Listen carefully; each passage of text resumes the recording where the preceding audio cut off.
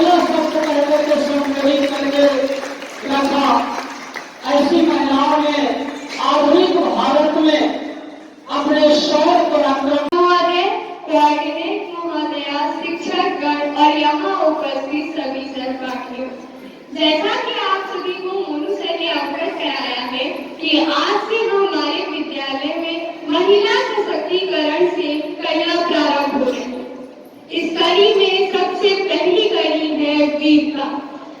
वीरता शब्द सुनते ही हमारे मन में घोड़े पर सवार, हाथ में तलवार लिए, आभूषणों से सुशोभित रानी लक्ष्मीबाई का ध्यान आता है। इनका जन्म वाराणसी में हुआ था 19 नवंबर 1828 को भागीरथी और मोरोपंत की एक नन्ही सी बड़ी, जिनका नाम मणिकर्णिका रखा गया। नाम पड़ा था तो प्यार से सब लोग मनु कहने लगे। 4 वर्ष की छोटी आयु में उन्होंने अपनी माता को खो दिया। उनके पिता उनसे बहुत स्नेह करते थे, इसलिए कभी भी अपनी माँ की कमी ना हो, इसलिए अपने साथ दरबार ले जाने लगे, जहाँ पर लोग उन्हें उनकी चंचलता और सुंदरता से छबीली कहने लगे। वहाँ पर उन्होंने युद्ध कौशल की शिक्षा लेना प्रारंभ किया। युद्ध कौशल उन्हें इतना प्रभावित करता था कि उन्होंने हर एक क्षेत्र में अपनी गुण को प्राप्त कर लिया। कहते हैं रानी लक्ष्मीबाई एक बार जब उन्होंने नाना साहेब को हाथी पर सवार देखा तो इच्छा हुई कि वो भी हाथी पर सवारी करेंगे। नाना साहेब ने ये कहकर मना कर दिया कि स्त्रियां हाथी पर सवारी नहीं करती। ये बात कहीं ना कहीं उन्हें खर गई और वो आगे चलकर हाथी सवारी इतनी कुशलता से करने लगी और हाथी पर इतनी आसानी से चढ़ जाती जितनी आसानी से कोई पुरुष नहीं चढ़ता। उनका बचपन से ही ऐसी परवरिश हुई कि उनके पिता ने कभी भी किसी भी पुत्र और पुत्री में भेदभाव नहीं रखा। फिर ऐसे समाज में बनी रानी लक्ष्मीबाई ये कैसे अपना सकती थी कि जो कार्य पुरुष कर सकते हैं वो महिलाएं नहीं कर सकती। इसलिए उन्होंने अपने आप को तलवारबाजी और तीरंदाज में बहुत ही निपुण कर दिया। इस सब में उनका साथ दिया उनके मित्र नाना साहेब और तात्या टोपे। कहानी की कड़ियां आगे बढ़ती गई और जिंदगी की एक नए मोड़ ने उनका साथ दिया। उनका विवाह गंगाधर जी से हो गया, जो झांसी के मराठा थे। झांसी में आने के बाद विवाह के बाद चली आ रही प्रथा के अनुसार उनका नाम मणिकर्णिका से बदलकर रानी लक्ष्मीबाई हो गया। रानी लक्ष्मीबाई बहुत ही स्वाभिमानी थी।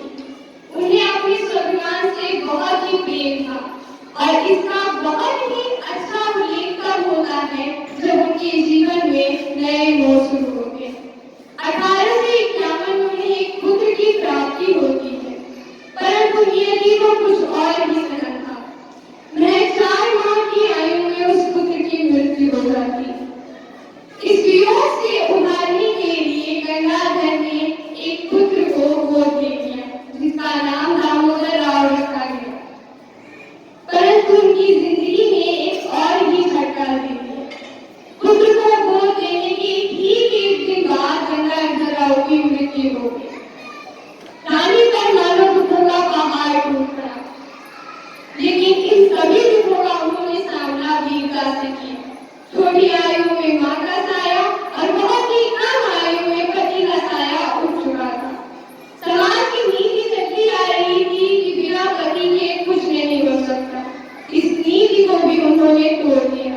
उन्होंने झांसी की राज्यसभा में रानी होकर उसका संचालन करना शुरू कर दिया।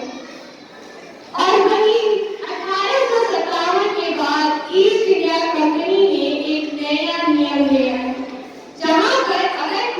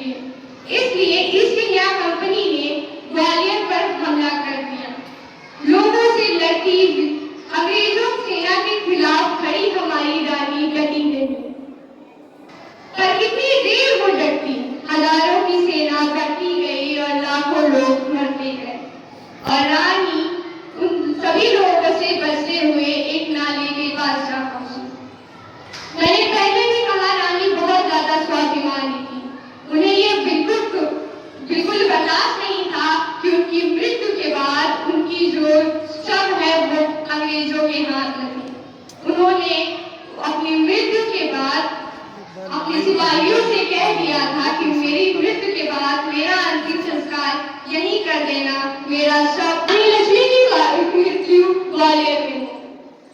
स्वतंत्रता सेनानी के रूप में वो शहीद हो गए, परंतु उनके जीवन से कितना कुछ सीखने को मिलता है।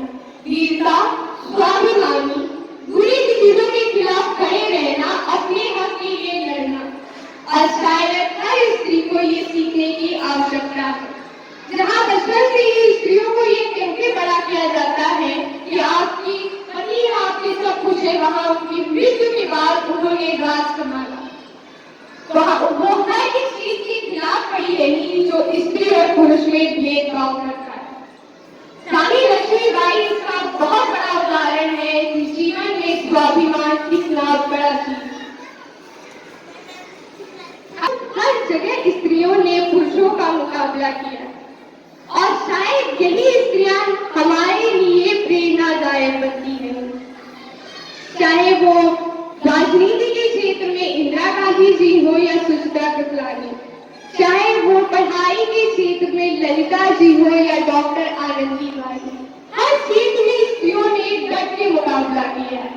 कहते हैं संघर्षों से लड़ते लड़ते इंसान भूल जाता है, परंतु स्त्रियां हर पल संघर्ष करती रही और शायद वही कारण है कि आज आप सभी के समक्ष बराबर क्षेत्र में स्त्रियां उपलब्ध हैं।